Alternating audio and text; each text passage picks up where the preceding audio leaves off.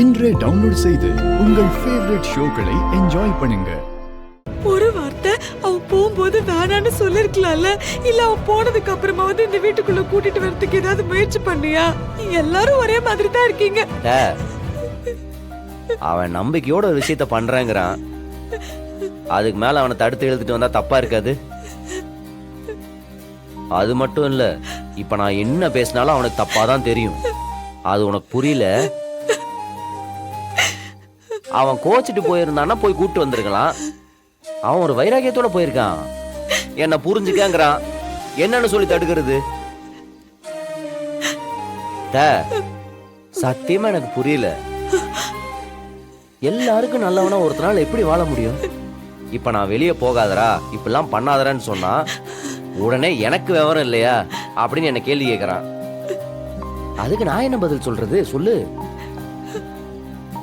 அப்பா எப்பவும் ஒரு பழமொழி சொல்லுவாப்ல, பறைக்கு ஒரு பக்கம் தான் அடி, மத்தளத்துக்கு 2 பக்கம் அடின்னு. எனக்கு 4 பக்கமும் அடிதான் உழுகுது. எந்த சைடுல போனாலும் அடி. ஆளாளுக்கு வச்சு செய்றீங்க. எனக்கு புரியுது மாறா, ஆனா மனசு ஏத்துக்க மாட்டேங்குதுடா. ஏத்துக்கிட்டு தான் ஆகணும். அவன் தனியா நின்று அவன் என்ன செய்ய நினைக்கிறானோ செய்யட்டும். அதுக்காக ஒண்ணு விலகி நின்று வேடிக்கை பார்த்துட்டு இருக்க போறது கிடையாது. அவனுக்கு தம்பிங்கன்னு நாங்க 2 பேரும் எப்பயும் சப்போர்ட்டுக்கு இருப்போம். அப்படியெல்லாம் எந்த கேடும் வர விட மாட்டோம். நாங்க பாத்துக்கிறோம். நீ சும்மா எல்லாத்துக்கும் அவர்கிட்டயே சத்தம் போட்டு இருக்காத. என் மனசு கேட்க மாட்டேங்குது மாறா. அண்ணன் ஒரு படி கூட இறங்கி வர மாட்டேன்னு இப்படி அடம் பிடிக்குது பாத்தியா? அது மனசு கல்லாயிடுச்சு. அவரு கல்லு மாதிரி இருக்கிறது நீ பார்த்த. நீ வேற தூக்கம் வராம இங்கேயும் அங்கேயும் உலாத்திக்கிட்டு இருக்கிறாரு. வெளியில தான் அந்த வீராப்பா இருக்காப்ல. உள்ளெல்லாம் ஏகப்பட்ட வழி இருக்கு. நாளைக்கே அவன் சொன்ன மாதிரி தொழில் பண்ணி ஜெயிச்சிட்டான்னு வச்சுக்க, நிம்மதி ஆயிடுவாரு. நியாயமா பார்த்தா இந்த நேரத்தில் நீ தான் அவருக்கு சப்போர்ட்டா இருக்கணும். நீ ஏன் அவரை எதிர்த்து பேசிட்டு இருக்க?